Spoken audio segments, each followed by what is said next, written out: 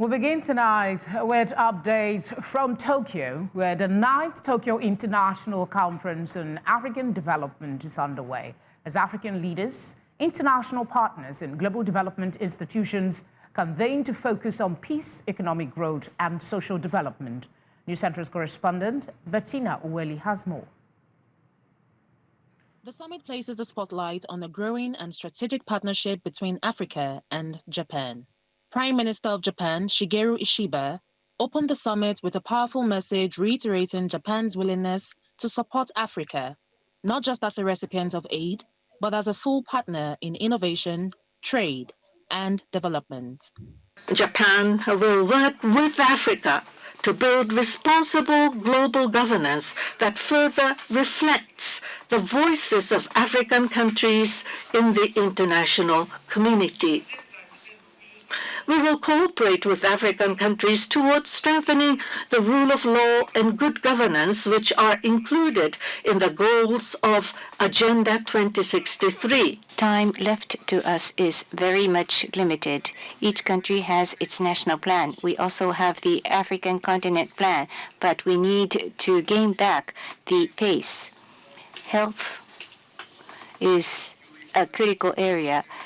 Education, food security, energy infrastructure buildup, they have to be restarted in order to live up to the fundamental needs of the people. The United Nations Secretary General Antonio Guterres called for a global development model that considers Africa's peculiar changes with targeted solutions to the continent's needs. Today, 34 countries spend more on debt service than on health and education. The Seville commitment points to solutions by increasing the capacity of governments to mobilize domestic resources, including through tax reform, and by establishing a more effective framework for debt relief and tripling the lending capacity of multilateral development banks and their engagement in de-risking private investment in the African continent. Our flagship initiative in partnership with this institution is to bring 300 million African electricity to 300 million Africans by 2030. And I would like to thank all the heads of government who are part of this initiative and the support they are bringing us to reach this goal. TICAD9 signals a new chapter in the Africa-Japan partnership, one rooted in mutual respect, technology transfer, and partnership. As Africa rises, Japan says that it stands ready to walk with the continent side by side. In Abuja, for News Central, Bettina Nwili. Meanwhile, President Bola Tinubu has called for sweeping reforms at the United Nations to give Africa permanent representation on the Security Council.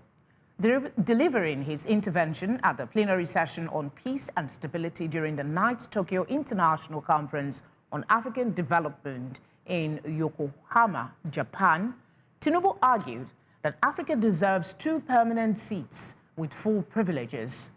The president said the continent also deserves additional non-permanent seats in line with the Ezulwini consensus. He also used the forum to laud the Nigerian armed forces for recent successes in the fight against the insurgency and criminality, describing their momentum as a springboard for national development and stability.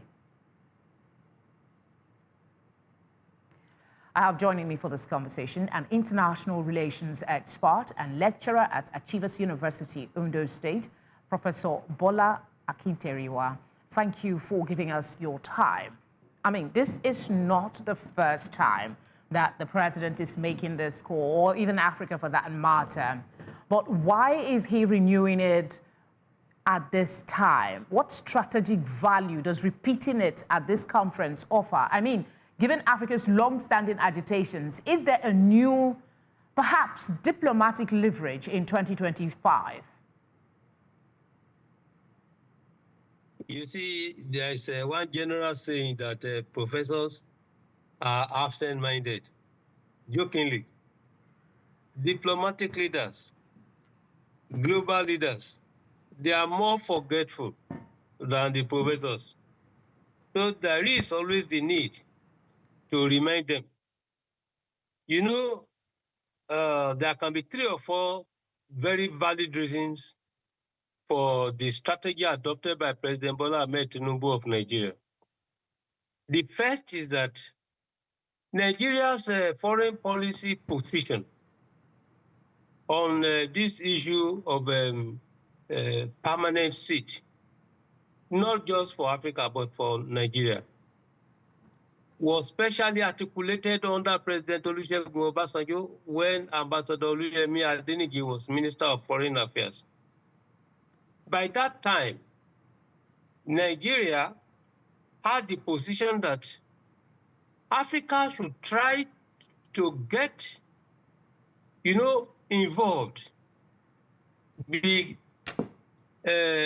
strategies to become a permanent member, not necessarily with the right of veto, but getting there. When you are now part of them, you will know how to go through the nooks and crannies of the UN Security Council and solve the problem. But some African countries, particularly Algeria, Libya, Muammar Gaddafi's Libya, kicked against this idea. Egypt in particular, that for many years, Africa had not been a member and nothing happened. If Africa was to become a member, a permanent member, why should it be denied the right of veto? But Nigeria's strategic calculation by that time was different, to say, look, it was not easily possible for the permanent members to allow any other country to come in and have the right of veto. Even in 1945-46, this matter was raised at the level of several European countries, particularly in Latin America, Brazil. Now, for President Bola Tinubu to raise the matter at the level of TICAD9 is quite significant, is to say now that, look, Nigeria is still interested, but not unlike before when emphasis was not placed on right of veto. We are now placing emphasis on right of veto. It's a change in position. It is now a question of change and continuity. Change from the old, silence on right of veto to now, emphasizing right of veto. I think it's quite significant. Another reason is that, look, as I've said, when you engage in diplomatic, or let me say diplomacy in general, people will speak, they know the right thing, but they will pretend not to know. They will pretend that you are not interested. So it is very good for Bola Tinubu to have raised that. There is the need to attract sympathizers for Nigeria's position, as well as situate, the if I may interject, Prof, some would say that Nigeria trying to push for her own personal interest might not augur well for the rest of Africa. And then there's the question of who are the likely candidates for Africa to be on that seat. But before you respond to that, I'd like you to speak to this aspect. The president is currently at the Tokyo International Conference for Africa Development. How does Japan, who is the host and a G4 aspirant for Security Council reform, view Africa's demand? I like your question. It's very intelligible and very intelligent. Intelligible because it raises the critical, very critical challenge in it. You see, if you ask the United States this question, the United States will tell you that it is more interested in Germany and Japan. That's at their level. But at the level of Africa, United States will tell you it is interested in Egypt. All these interests, your question, the first set of answers is that there are conditions of eligibility. Who is eligible to ask for, to be considered for a permanent seat? There are 2 or 3. The first thing is that permanent seats are given to regions. In principle, regions. And in this case, the United Nations divided the whole world into 8 regions. Africa is considered as a region.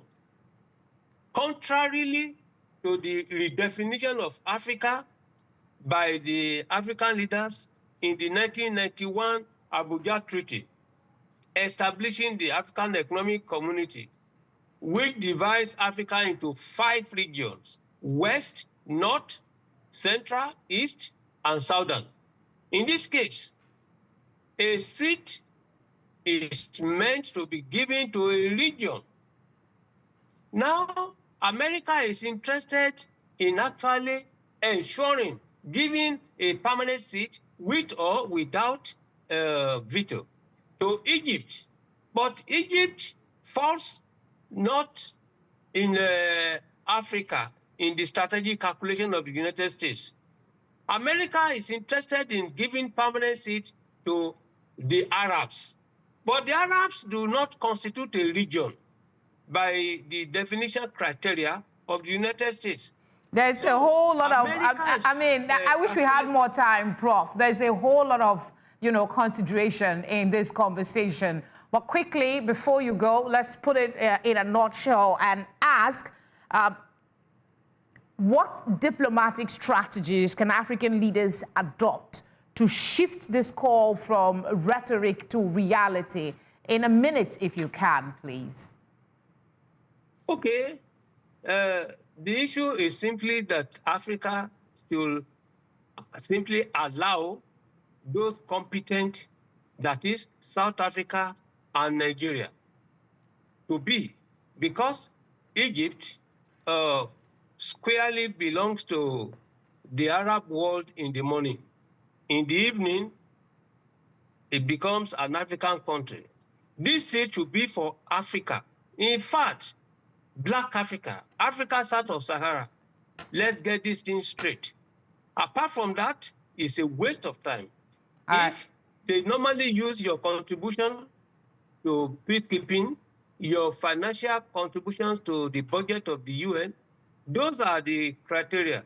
But we know that Egypt pays more than Nigeria in this case, than South Africa. But South Africa has not contributed more than Nigeria to peacekeeping. So if they want solution, if they don't want any problem, let anybody say Nigeria is selfish. Of course, why should Nigeria not be selfish?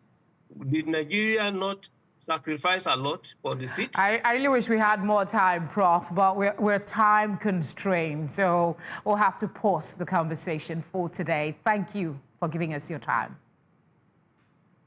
It's a pleasure having me. Thank you. Polytechnic students, community residents and activists in Auchi have vowed to remain on the streets in protest to demand improved road safety following a spate of serious truck accidents that have claimed many lives in recent times. News Center's correspondent Ameze Bazuaye is at Irwa, where one of the victims involved in such accident has been on admission for several months. She brings us the latest now. Ameze is live in Irwa, joins us now for situation reports. Thank you very much for standing by. Tell us what's most relevant at this time. What's the relevant authorities saying? Apologies, we cannot continue due to poor network from her end. Hopefully we can have this conversation another time. But let's tell you that preparations are in top gear for the forthcoming New Central Town Hall in Nigeria's Middle Belt. As part of its stakeholders' engagement, New Central's Managing Director and Editor-in-Chief, Kayode Akintemi, has led a delegation on a courtesy visit on the Plateau State Government House. There, the team was received by Deputy Governor Josephine Pio, who stood in for the governor. The to the Plateau State Government House is among the visits done in the build-up to New Central's Middle Belt Town Hall series, a platform aimed at amplifying citizens' voices on security concerns and socio-political issues in the region. During the meeting, Mr. Akitemi emphasized the importance of the initiative, stating that the goal is to allow people in Plateau State and beyond to share their experiences on recurring violence directly with decision makers. There is no morality on earth that allows anyone to cut the hand or the leg of a human being for no just reason, other than the fact that they feel that a cow or an animal had been hurt by this individual. No justification whatsoever. So we've decided that we're bringing the entire people of Middle Belt together to come to Jos and let us have a conversation at this town hall, because we are committed to the people of Nigeria and we're committed to the black race around the world. We're definitely committed to being an exceptional member of the fourth estate of the realm. In her response, Plateau State Deputy Governor Josephine Pio praised the New Central team for creating a space for honest dialogue. We want to congratulate you for the good and great works that we are doing, because it is through your efforts, your reportage, that the voiceless are heard. And those that need justice, you speak, and also they get justice through what you have given out to the society. I believe with all this enlightenment that succor will come to the people of the Middle Belt, because we have had a very, very devastating experience in the Middle Belt, particularly Plateau and Benue. It is expected that the engagement will bridge the gap between the government and citizens and lay the groundwork for lasting peace in the region. In the build-up to the much-anticipated New Central Town Hall series in Nigeria's Middle Belt, top executives of the media organization have paid a courtesy visit to the General Officer commanding 3 Division of the Nigerian Army and Commander of Operation Safe Haven, Major General Folusho Oyilola, in Jos, the Plateau State capital. The New Central Town Hall series is expected to bring together key stakeholders from across the region for an open dialogue on the challenges and opportunities in the Middle Belt. My colleague, Igbalani Omoni, tells us more. The visit to the General Officer Commanding 3 Division of the Nigerian Army and Commander of the Operation Safe Haven, led by New Central's Managing Director and Editor-in-Chief Kayode Akintemi, is part of ongoing engagement ahead of the Middle Belt edition of the Town Hall series, a platform created to foster dialogue on security, governance and development. Mr. Akintemi praised the GOC and his men for their effort to keep the calm in the area.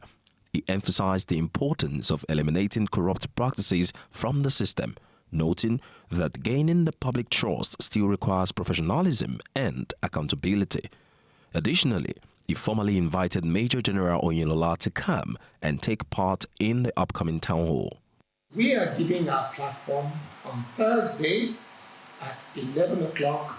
We will be welcoming people from different parts of the Middle Belt. They will sit with us. They will share their experiences. We must find the people that are doing these evil things, and we must deal with them. They have to face the full brunt of the law, and we need your help. We implore and appeal to the Nigerian Army to continue to do the good work you're doing, but also every time you discover bad eggs, don't hide them. Don't hide the story. Don't allow situation make it look like you're all bad. In response, Major General Folusho Oyilola, the GOC, expressed appreciation for the visit and lauded New Central for its commitment to balanced and unbiased reporting. Your visit is deeply appreciated, and it underscores the critical importance of military media collaboration in defense of our nation and in internal security. So your presence here today is a testament to our shared resolve to ensure the security of lives and property within our joint operating environment. This partnership is vital for informing and enlightening the public about the tireless efforts of our security agencies.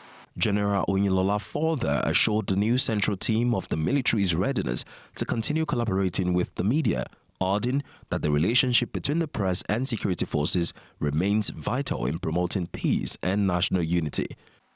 I want to assure you that Headquarters 3 Division and indeed Operation Safe Haven remains a pivotal formation charged with maintaining peace and security across our area of responsibility. I would also like to single out your defense correspondent here on the plateau, Mrs. Chizoba Anue, and her team for their steadfast professionalism and true partnership in the quest for peace. She consistently comes through for us and often goes the extra mile to accurately project our activities. For this, we are sincerely grateful, and I call for a round of applause for her.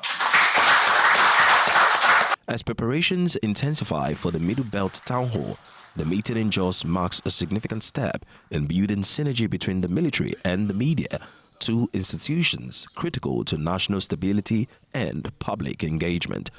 In Lagos, for News Central, Igbalani Omoni. Many thanks, Ni. Now, following an assault on a female corps member, Ms. Jennifer Elobo, Anambra State government has dismissed 8 operatives of the security outfit who were found culpable. The special advisor to the governor, Chukwuma Soludo, on community security, Ken Mele Kyari, disclosed this at the agency's headquarters in Awka on Wednesday. Mele Kyari said the government acted swiftly after receiving reports of the incident, adding that the operatives would be handed over to the police for prosecution. According to him, the dismissed officers were in pursuit of suspected cultists on Tuesday, when they attacked the corps member, an action he described as totally outside the mandate of the agency and utterly condemnable.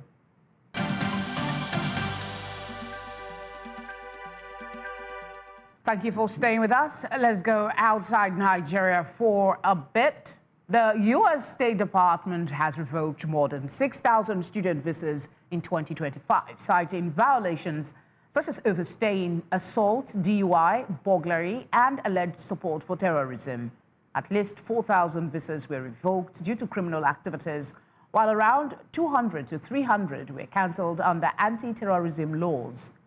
This move is part of the Trump administration's ongoing crackdown on immigration and international students, with increased scrutiny on social media and stricter visa screening in place. Some cancellations involve students participating in pro-Palestinian protests, which officials claim include anti-Semitic behavior and support for terrorism.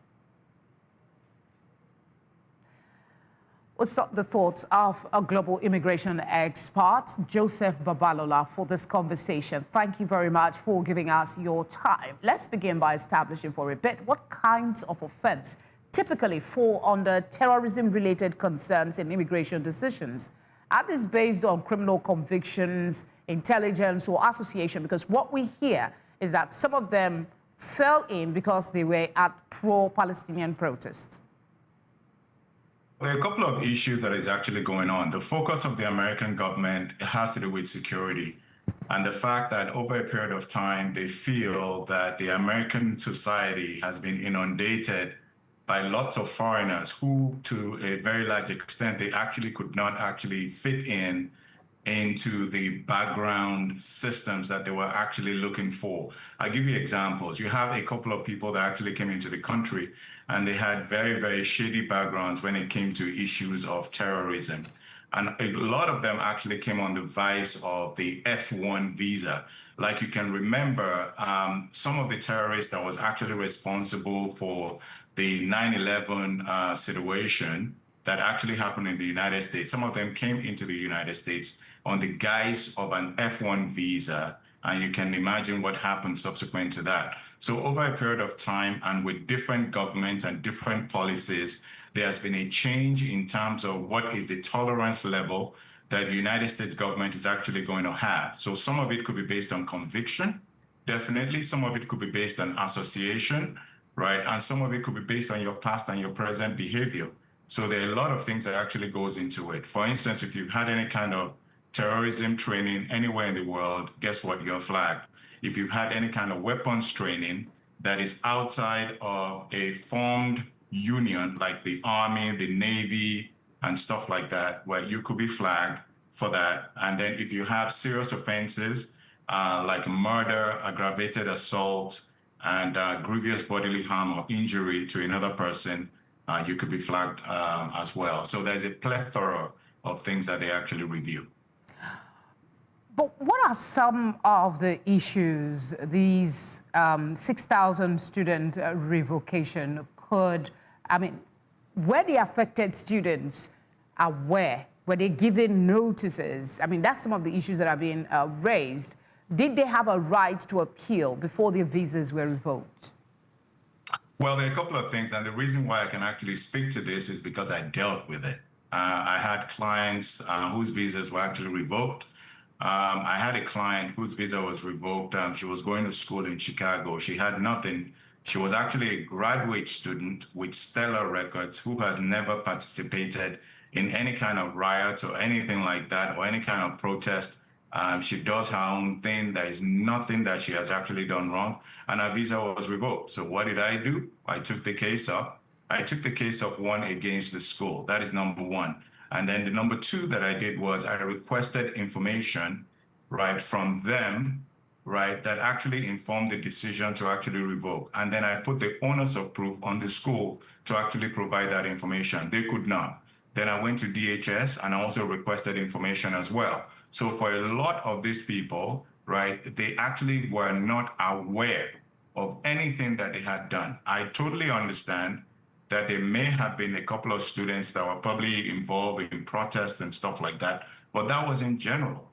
So in terms of the selective process that was actually used for this, it was shrouded in secrecy. No one actually knows. It was just a broad outline of actually just getting a couple of students. Some of it may be based on something you've done in the past or a post that you've actually maybe posted online on social media in the past. Some of it could be based on religious reasons. No one actually knows. But the important thing that you have to do is to make sure that you contest this. And I did, and she was restored. Okay, so this is one case that you handled. What about the other innocent students who may have been affected, wrongly profiled, or caught in these broad immigration sweeps? What are the protections that exist for them? Well, at the time when this actually happened, the protections were not immediately there because this wasn't something that was actually expected, right, to happen.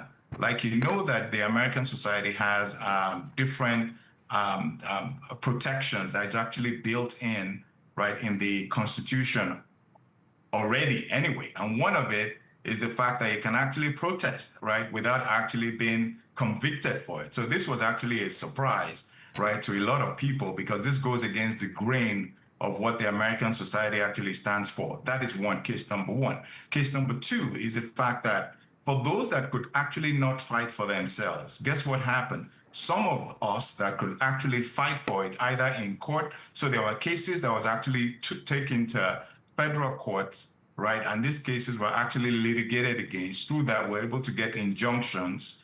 And through those injunctions, the injunctions are general. So once you have an injunction for one client, guess what? It affects every other client that is actually going through that specific situation. So in some of them that could not actually fight for themselves, as long as their situations was actually similar, right? It was very easy, right, to be able to get those same protections for them like I got for my client.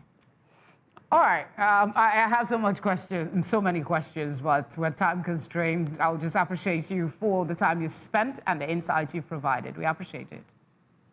Oh, thank you so much, and have a good evening. You too.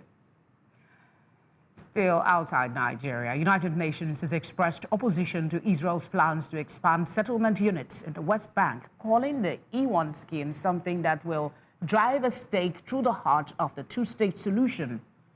Stefan Dujarric, A spokesperson for UN Chief Antonio Guterres expressed concern over the Israeli military's intensified operations in Gaza City, which he said would create another mass displacement of people who have been displaced repeatedly since the war began. He also said the UN views the ICC as a key pillar of international criminal justice amid new U.S. sanctions against the court. Lekon has tonight's business update. Hello, Lekon. Good evening to you, Felicity. It's nice to be back on air. Well, we understand now that Nigeria's FX has soared, and I'll be telling you in a bit while that is. Now, let me just start by telling you that Nigeria's foreign exchange inflows rose 24% month on month to $3.8 billion in July 2025, up from $3.1 billion in June, signaling renewed investor sentiment, according to FMDQ and FBN Quest data. Non-bank corporates overtook foreign portfolio investors as the largest weekly contributors, supported by strong export earnings and repatriated oil profits. However, FPI still drove 45% of July's inflows, underscoring Nigeria's reliance on volatile foreign capital. Despite stronger reserves at $40.72 billion, the Naira slipped marginally to 1,534 Naira to a dollar. Analysts warn that structural liquidity gaps and global headwinds could weigh on sustainability, even as inflows strengthen into the second half of 2025. And to the southern part of Africa, we tell you that South Africa's International Trade Administration Commission has proposed new import duties of up to 15% on steel products to protect the struggling sector from a flood of cheaper imports, mainly from China. Imports currently account for about 35% of domestic consumption, threatening producers such as ArcelorMittal, South Africa. The move follows a sector-wide review launched in March amid oversupply, weak demand and high input costs. ITAC's preliminary findings include 10% duties on flat-rolled steel, bars, rods and wires, and 50% on pipes and nails. Final decisions will follow public consultations over the next 2 weeks. And looking at Nigeria's stock market, the exchange closed negative today as the all-share index fell 0.73% to 141,566.31 points, with market capitalization at 89.56 trillion naira. You can see the percentage differential in a drop of 0.73%. And talking about sectoral performance, well, activity was broadly weak, with the banking sector falling by about 1.22%, dragged down by profit in Tier 1 lenders. Insurance was the worst performer of the day, plunging 7.2% as investors heavily sold down penny insurance stocks. The oil and gas sector managed a slight gain of 0.11%, reflecting mild bargain hunting in select counters, while consumer goods declined 1.9% on losses in major fast-moving consumer goods names, while industrial goods also are almost flat, well, be just about a margin of 0.01%. And that's how we tracked the Nigerian equities market for today. That's all on business news. I am Lekon Onobanjo.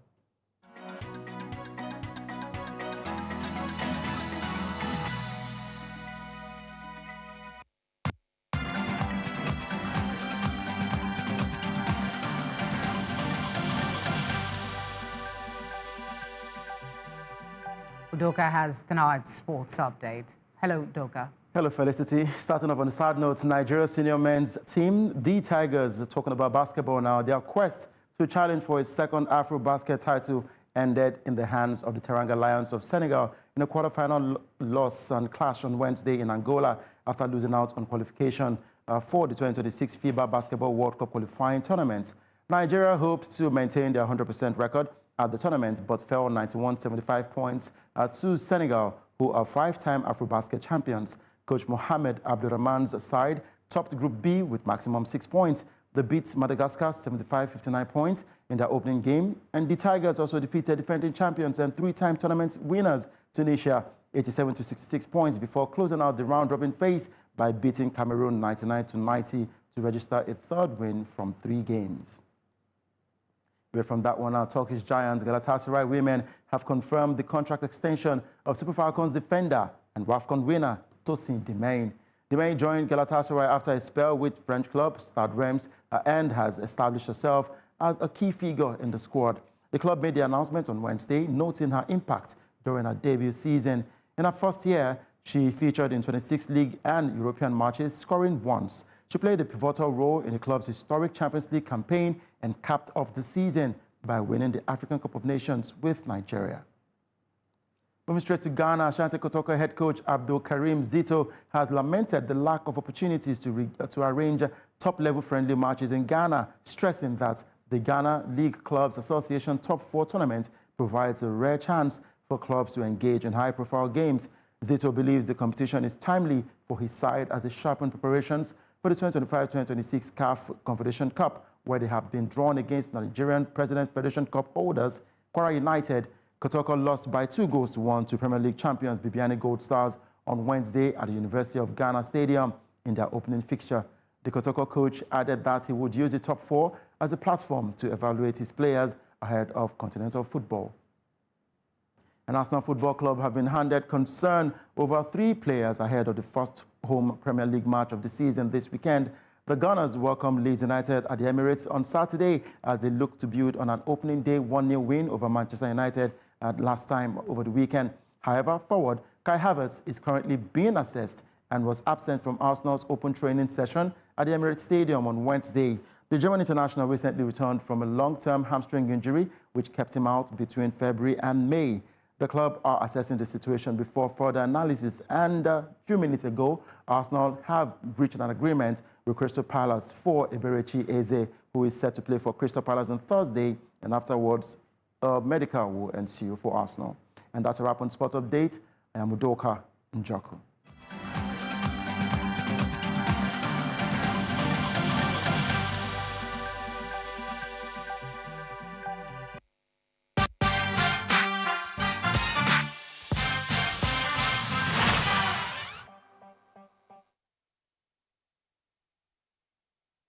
All right, and on entertainment, one of the biggest controversies that rocked the social media space and the entertainment scene as well, as Naira Marley has finally broken his silence on Mohbad's death in a new video titled My Side of the Story.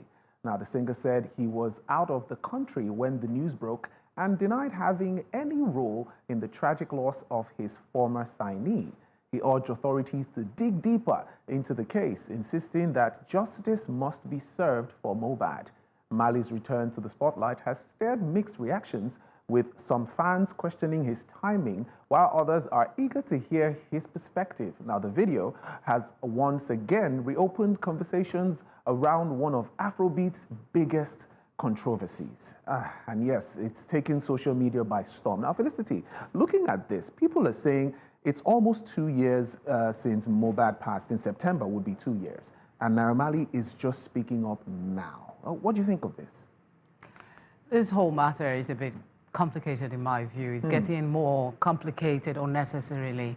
The longer it takes for justice to be served, I mean, that means justice is being denied Mohbad. That's my view. I mean, at the end of the day, something has to be done. Something has to give. Definitely, definitely. Well, let's talk about the next conversation here. And this is quite a sad one, as Nollywood has lost one of its greats. Veteran actor Fabian Adibe has passed away at the age of 82. Now, the news was confirmed earlier Wednesday by Seun Olokitui, that's the CEO of Best of Nollywood, that's BON, who revealed that the actor died around 2:30 a.m. Adibe, fondly remembered for his remarkable performance in the screen adaptation of Chinua Achebe's Things Fall Apart, built a legacy through decades of unforgettable roles in classic Nigerian films. As tributes pour in from colleagues, fans, and industry insiders, many describe him as a true legend whose impact on Nollywood will never be forgotten. Amen to that one. Yes. Amen to that, because this man is... Immediately you said Things Fall Apart. I could just picture his acting. As young as I was then, you know, that was an iconic film, something that I think maybe Nollywood should go back to, those kind of wholesome, improved of course, but wholesome content that people really would watch. I would watch. I would go to the theaters to watch something like Things Fall Apart. I mean, he's an amazing actor. Yes, yes, and he would definitely be missed. Looking at the legacy he has set. Yeah, he lived a long life, though. I mean, by all standards, 82 is a celebration of life. For the kids, always, for the children he left behind, not kids, the children, grown fathers grown and adult, mothers. It will be still a loss. They will miss their father. But, I mean, by today's standard, 82 is a life well lived. It's a life well lived. Yeah. Well, that's all we have on entertainment tonight, by the way.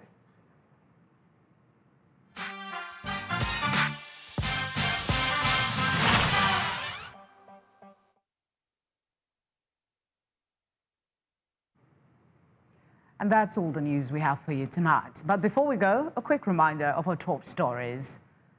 President Tinubu calls for sweeping reforms, seeks permanent representation for Africa at United Nations Security Council. Former NNPCL boss Mele Kyari on EFCC's watch list as court freezes 4 accounts allegedly linked to him. United Nations opposes Israel's plans to expand settlement in its West Bank as move will further truncate two-state solution. As always, we would love to hear from you. Please send your eyewitness report to the number showing now on your screen, or you could follow us on social media for updates at News Central TV. You can watch us live on DSTV channel 422, GoTV channel 23, Star Times channel 274. We're on Avo TV and YouTube. As always, thank you very much for your kind company. Look forward to seeing you tomorrow. Good night.